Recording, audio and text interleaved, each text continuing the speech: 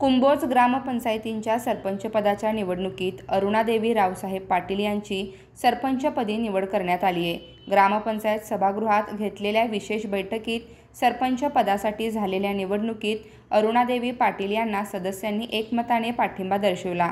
यावेळी सरपंच पदासाठी पौर्णिमा लखन भोसले व अरुणादेवी पाटील यांचा अर्ज दाखल झाला होता, परंतु पार्टी बैठकीत झालेल्या निर्णयाप्रमाणे दोघांना समान संधी देण्याचा निर्णय घेण्यात आलाय। परिणामी मतदान प्रक्रियेतील माघार घेण्याची मुदत संपल्याने मतदान प्रक्रिया राबवण्यात आली आहे। पौर्णिमा भोसले यांनी अरुणादेवी पाटील यांना पाठिंबा दर्शवला।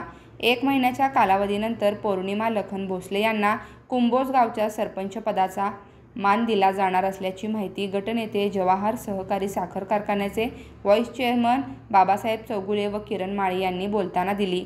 निवड झाल्यानंतर अरुणादेवी पाटील यांनी ग्रामविकास, स्वच्छता, पाणीपुरवठा, महिलांसाठी रोजगार वाढ आणि तरुणांसाठी नवीन उपक्रम राबवण्यावर भर देण्याचा संकल्प व्यक्त केला। तसेच ग्रामपंचायतीचा कारभार पारदर्शक आणि लोकाभिमुख ठेवण्याचं आश्वासन त्यांनी दिले। ग्रामस्थांनीही त्यांच्या निवडीचं स्वागत करत त्यांना पुढील कार्यकाळासाठी शुभेच्छा दिल्यात। नवीन सरपंचाकडून ग्रामपंचायत विकासाचं नवं पर्व 1 महिन्यात कसं सुरू होणार याची चर्चा होत होती। निवडणूक निर्णय अधिकारी म्हणून अरुण शेट्टी व ग्रामविकास अधिकारी सुषमा कांबळे यांनी काम पाहिलं।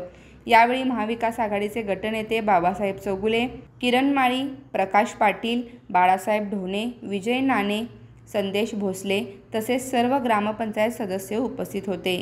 न्यूज मराठी 24 साठी विनोद शिंगे, कोल्हापूर।